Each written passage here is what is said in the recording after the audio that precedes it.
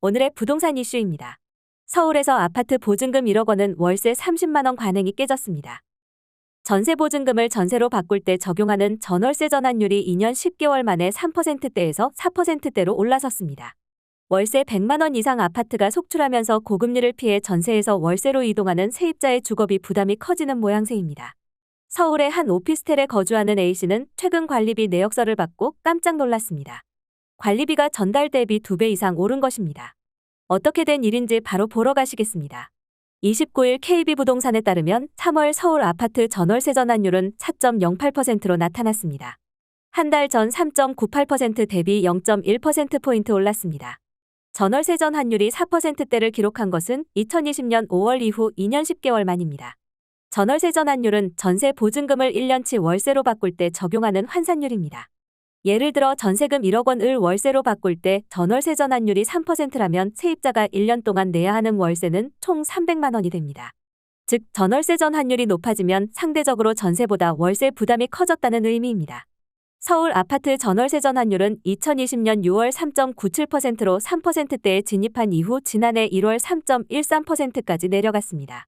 새 임대차법 이후 전셋값은 빠르게 치솟는데 월세가 그 상승세를 못 따라가 전월세 전환율이 내려간 것입니다.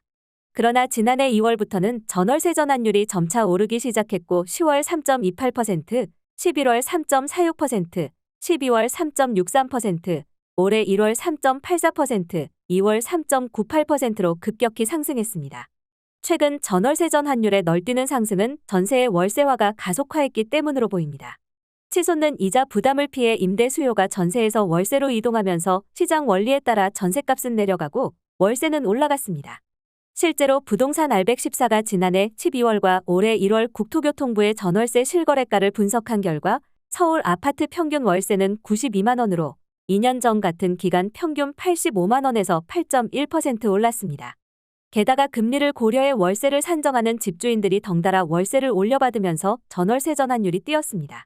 이제 서울에서는 월세 200만 원 이상 국민평형 아파트도 흔하게 볼 수 있습니다.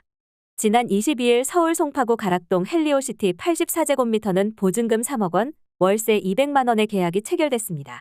같은 날 서울 마포구 아현동 마포레미안 푸르지오 84제곱미터는 보증금 1억 원, 월세 280만 원의 계약서를 썼습니다. 이에 전세에서 월세로 옮겨가는 세입자들의 주거비 부담이 커지고 있습니다.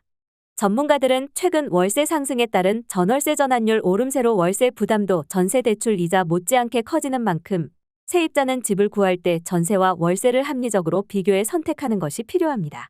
여경이 부동산 알백14 리서치팀 수석연구원은 임차인들의 월세 선호와 시장 이자율 이상의 기대 수익을 원하는 임대인들로 인해 최근 서울 아파트 월세 가격은 상승 추세라면서 여전히 금리가 높지만 전셋값이 빠르게 내려가고 있는 만큼 임차인은 전세대출 이자와 월세를 꼼꼼하게 비교해 합리적으로 선택해야 한다. 라고 말했습니다. 서울의 한 오피스텔에 거주하는 A씨는 최근 관리비 내역서를 받고 깜짝 놀랐습니다. 관리비가 전달 대비 2배 이상 오른 것입니다. 그 전보다 특별히 달라진 것도 없는데 관리비가 터무니없이 오른 것이 이해가 안 돼 관리사무소에 관리비 내역 공개를 요구했지만 할 수 없다는 답변만 되풀이될 뿐 A씨가 기대한 속 시원한 답변은 없었습니다. A씨는 처음에 오피스텔에 들어올 때만 해도 주거 고정비로 월세 정도만 생각했지 관리비가 이렇게 부담이 될 줄 몰랐다. 라며 지금은 높아진 관리비까지 포함하면 월세가 처음보다 1.5배 이상 된 것이나 다름없는 수준이라 이사를 가야 할지 걱정이 앞선다. 라고 말했습니다. 빌라에 거주하는 B씨의 상황도 비슷합니다. 최근에 집을 옮긴 B씨는 예상보다 높은 관리비에 당황했습니다. 특히 세세한 내역을 확인할 수 없어 더 답답한 상황입니다. B씨는 요즘 깜깜이 관리비가 기승을 부린다고 하더니 내가 대상이 될 줄은 몰랐다. 라며 월세가 시세보다 낮아 기분 좋게 계약했는데 관리비로 뒤통수를 맞을 줄은 몰랐다. 라고 불만을 토로했습니다. 요즘 A씨와 B씨처럼 일명 깜깜이 관리비 때문에 소갈이하는 분들이 많습니다. 깜깜이 관리비란 집주인 등에 의해 자의적으로 관리비가 부과돼 세입자가 구체적인 관리비 내역을 알 수 없는 것을 말합니다. 그렇다면 왜 이러한 문제가 생기는 걸까요? 국토연구원이 지난 2월 발표한 깜깜이 관리비 부과 실태와 제도 개선 방안에 따르면 깜깜이 관리비의 문제는 원룸, 빌라, 오피스텔 등 비아파트 세입자에 대한 제도의 공백에서 주로 기인하고 있습니다. 우선 주택임대차에 보편적으로 적용되는 주택임대차보호법에는 관리비에 대한 내용을 다루고 있지 않습니다. 집합건물법 및 민간임대주택법의 관리비 관련 부분이 있긴 하지만 인지도가 낮고 구속력이 낮아 이행 수준이 낮습니다.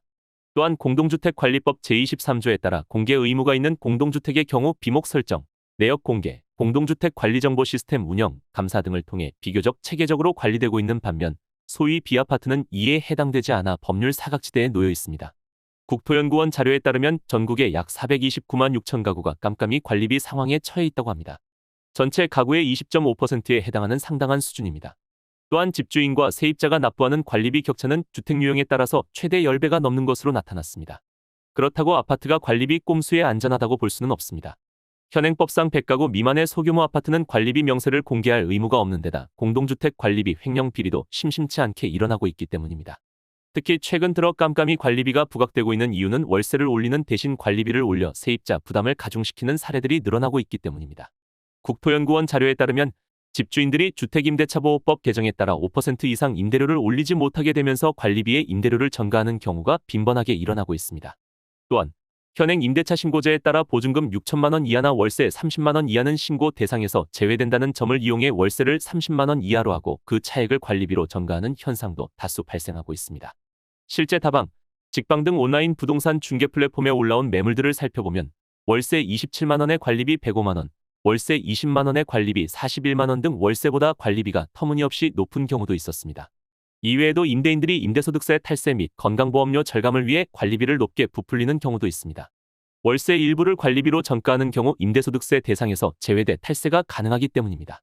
또한 임대소득액은 건강보험료 산정에도 활용되기 때문에 관리비로 전가해 임대소득액을 축소하게 되면 건강보험료도 편법으로 낮출 수 있습니다. 특히 공적 지원이 이루어지는 전세임대주택 및 민간등록임대주택에서의 관리비 악용 실태가 더욱 심각한 것으로 나타났는데요. 전세임대에서는 이중계약, 임대료의 관리비 전가, 관리 부실이 동일하게 발생하고 있으며 등록임대에서도 공공성 확보를 위한 임대료 인상 제한 등을 회피하기 위해 악용하는 사례가 존재하고 있습니다. 그렇다면 이러한 깜깜이 관리비 해결 방안은 없을까요?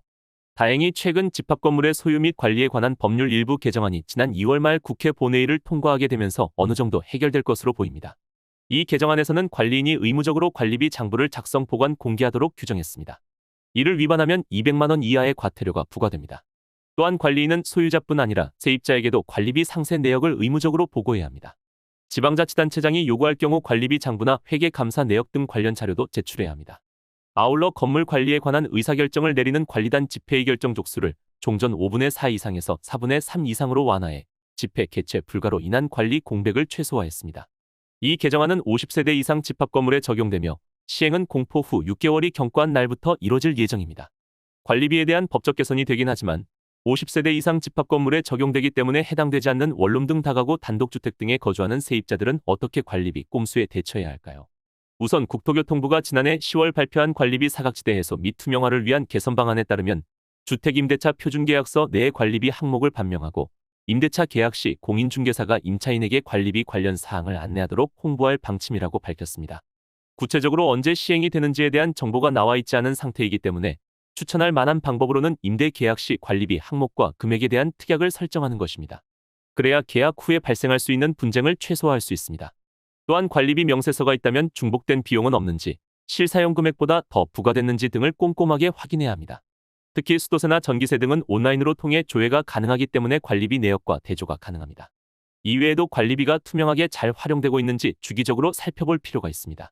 지금까지 깜깜이 관리비의 실태 및 해결 방안 등에 대해서 알아봤습니다. 제대로 알지 못하면 그 피해는 고스란히 세입자의 피해로 돌아올 수 있으니 꼼꼼히 따져보는 것이 중요해 보입니다. 향후 법적 제도 개선에 따라 깜깜이 관리비의 피해를 당하는 이들이 없어지길 바라봅니다. 오늘의 부동산 이슈 네티즌들의 반응을 살펴보며 마치겠습니다. 여러분들의 의견도 댓글로 남겨주세요. 전세라는 제도가 없어지고 전세 매물이 다 월세로 나오면 월세는 자연히 낮아질 텐데. 전세 사기가 너무 흔해서 그냥 월세로 가는 게 맞는 것 같음. 젊은 세대의 사회 초년생은 진짜 돈 모으기 더 어려워졌네 어유. 전세 사기치는 사람들이 많은 것이 가장 큰 원인일 듯. 세상이 어떻게 될지 모르니까 다 월세로 사는 거지. 관리비 장난치는 아파트 입주자 대표위원회를 시해서 직접 관리 감독하는 게 필요합니다. 궁상 떨면서 아껴 살아도 내가 쓰는 것보다 관리비는 더 나옴. 아파트, 오피스텔 관리비 비리 어마 무시할 듯 법이 투명하지 못하니까. 여기까지 네티즌들의 반응이었습니다. 시청해주셔서 감사합니다. 여러분들의 의견도 댓글로 남겨주세요. 구독과 좋아요는 영상 제작에 큰 힘이 됩니다.